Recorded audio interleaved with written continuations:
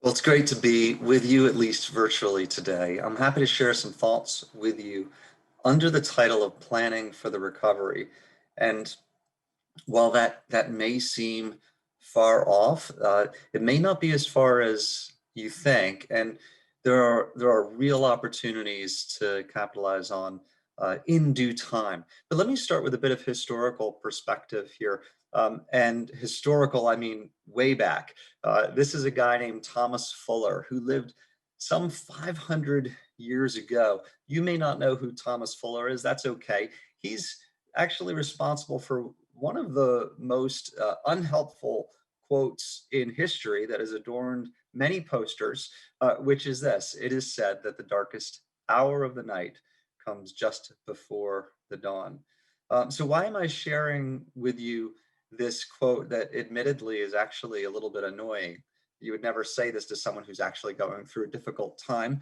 Well, there are a few reasons. The first is that it's interesting to note that this was penned originally as part of a travelogue of the Holy Land. And so Thomas Fuller was in the travel industry when he said this. The second point of relevance is in a bit of ironic twist of fate. Thomas Fuller died of an epidemic infectious disease. Um, what's the main reason I'm sharing it is that as annoying as this quote may be, it also happens to be right now quite true. And indeed, these are dark days in terms of both hospitalizations and deaths, while things have begun to improve somewhat. Indeed, we're still in the midst of what we would call dark times, but the dawn may indeed be in sight. If you look at expectations for vaccinations, which is our best road out of this, the base case scenario, if you just set your eyes on that June bar, is that some 60% of the US population could be vaccinated basically by the beginning of the summer. And this could radically change the entire environment that we're operating in. But when you add that to warmer weather and to natural herd immunity, we could be in a situation where we're not in a severe health crisis as we are right now.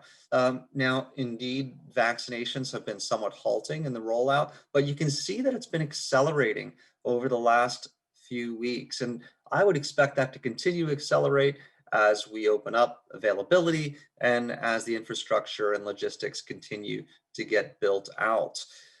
Right now, there are different ways to look at how people are traveling. This is sort of three snapshots in one chart. But what you see is that after just the worst of the experience in spring of 2020, things have been, well, gradually improving. Air passengers kind of taking the brunt of the declines, with still down about 60%. Hotel room demand down 30% in the US in the latest data, and auto trips down 23% in the latest data. Destinations around the US are kind of experiencing this in very different ways.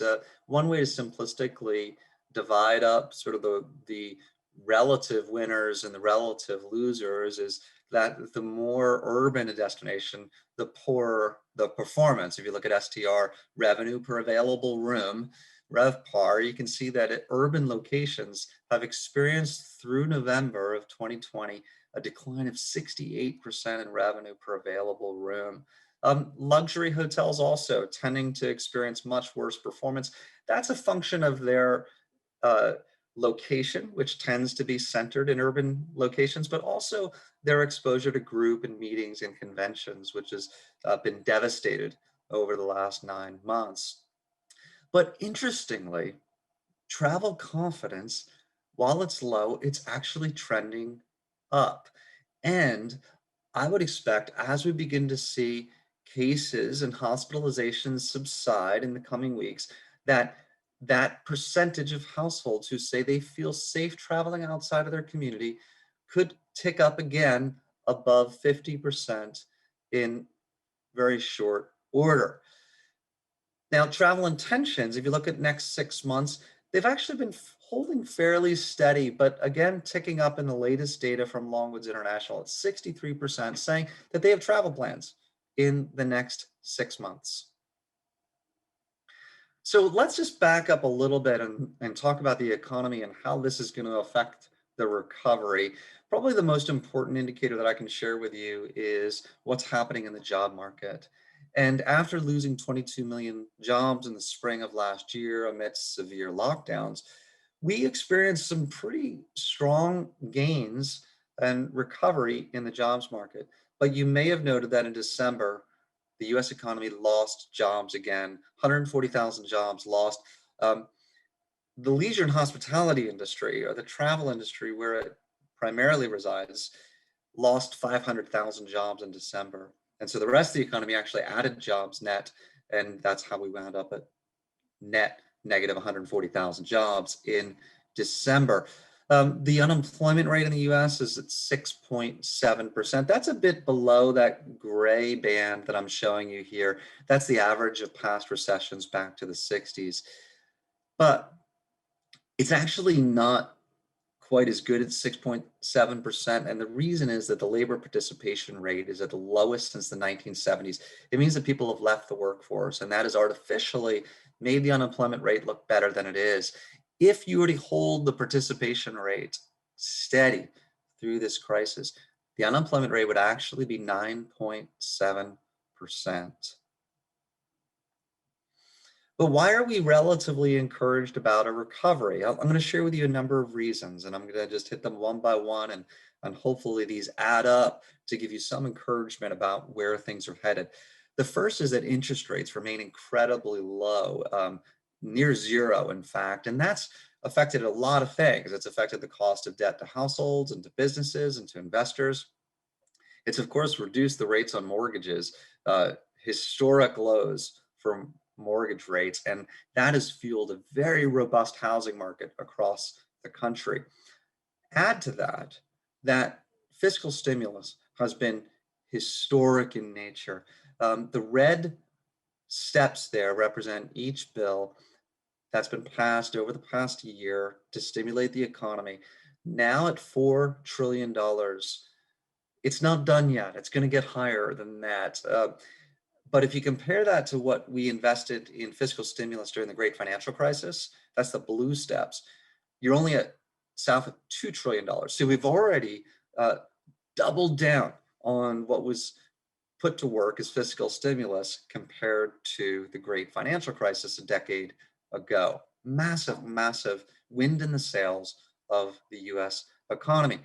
And in fact, there's policy risk upside, if I can describe upside as risk with you. And that is because Congress now in Democratic hands is likely to pass additional stimulus in the coming months, right? And whether that's additional stimulus checks or spending proposals, we expect that to lift GDP about 0.7 percentage points. And so that does give us a bit of a buffer that will help to lift US economic activity as we move through 2021. So that gets us to this ultimate question that you all are asking on a daily basis, which is when will travel recover? And let me share with you some key assumptions behind our forecasts. The first is that there's no getting around that this quarter, January, February, March of 2021, will continue to be very, very difficult. The main efforts are getting this disease under control while the vaccine distribution continues to accelerate. But move ahead to the second quarter, April, May, and June, when we expect the vaccination programs to have a meaningful impact, and then cases to decline as immunity rises.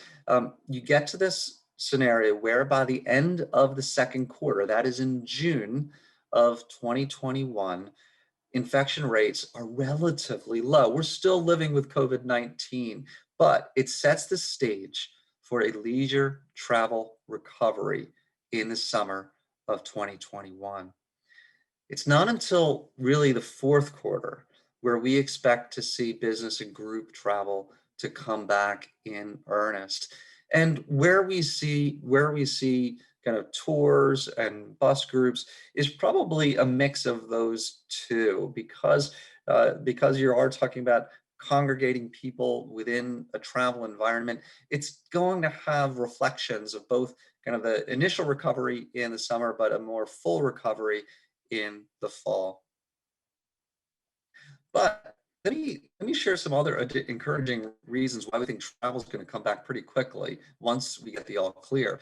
One is that higher income households, while they make up only about a quarter of all households if you earn $100,000 or more, those households make up 60% of leisure spending on lodging.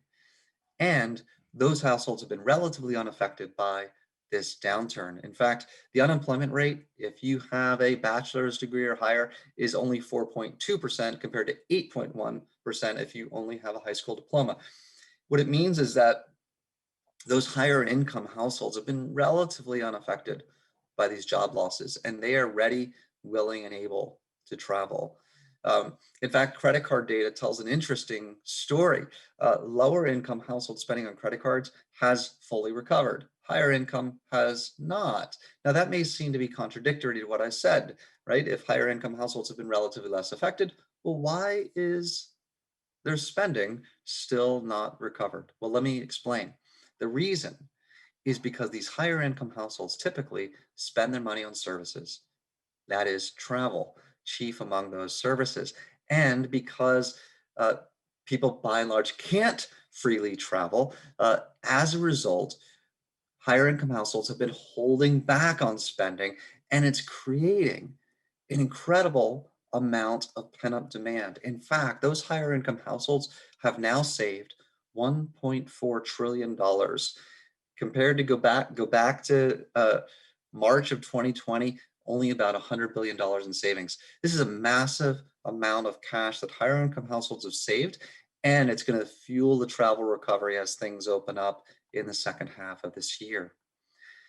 There's been a major reshuffling in how people are traveling. And so as we see the recovery, we need to realize that people are going to travel differently.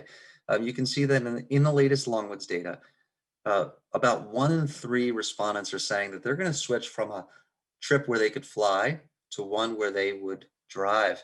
And about 18% or 1 in 5 are saying they're switching from an outbound international trip to a domestic trip. Major implications for who our customer is, how they're going to travel, and then how do we market and position our businesses to take advantage of these dynamics that will likely be with us for the entirety of 2021 and a bit into 2022. Now, overall, even though the recovery is going to start in earnest the second half of this year, keep in mind that in terms of hotel room demand, we expect to get back to where we were in the second quarter of 2023. But if you look at 2021, I would encourage you to think about the year in 2 halves. The first half of the year, still very difficult. You can see our forecast with STR showing hotel room demand here in Q1 and Q2 2021 down in the range about 28% for the first half of the year. But if you can move to the second half of the year, if you can hang in there to the second half of the year, we should see hotel room demand in the range of down just 10% relative to 2019. And that is a very, very different environment than we've been in over the past year or so. Now, why are we also fairly optimistic? Well, it's because we've seen this before and we've seen how people behave once things get resolved in a crisis. In fact, after SARS, for example, both Hong Kong and Hong Kong and Singapore experienced a full recovery within about 14 to 17 months. So just a little over a year. And international travel to both these destinations had fully recovered. Now, there are differences, of course, between SARS and COVID-19, but one of the differences that I would point out is that SARS had a mortality rate of about 10% or probably about 20 times higher than COVID-19. And so these were scary, scary times. And yet, as soon as SARS was resolved, people began to travel again rather quickly. And in fact, a recent survey by the International Air Transport Association, IATA, bears this out. They found that 80% of travelers said that they expect to return to travel as usual within 6 months of virus containment. So let me end with just a couple of final thoughts for you. The first is a statement that I made on LinkedIn earlier in 2020 that I would say should not be controversial, and that is this. All our forecasts, all our scenarios at Tourism Economics, they're moored to the non-negotiable assumption that travel will fully recover. The pandemic will end, and the drivers of travel, income growth, demographic shifts, the importance of meetings, and the intrinsic value of a vacation will still be intact on the other side. History supports the premise recovery is inevitable. And there's a lot of debate over whether there will be a new normal. Will people not travel to the same degree that they did? Will they learn to do without? Well, we have seen time and again that that's just never happened. The motivations for travel are just far too powerful, and and they ultimately will prevail. So it did, though, cause me to reflect on, will there be a legacy of this crisis, something that endures as a new normal? If it's not a reluctance to travel, will it be potentially something else? And and my conclusion is that there will be. There will be an enduring legacy of this crisis, but it won't be a reluctance to travel. It'll be gratitude. We will, on the other side of this, and there will be another side of this, more grateful for travel than we ever were before. If you can imagine with me, when when when your customers are freely traveling, how much more delighted they will be in the experience, because they will no longer take it for granted. And that appreciation, I believe, will be the enduring legacy of this crisis. And I realize we cannot get there soon enough. And thank you very much for being with me today. And happy to answer any questions.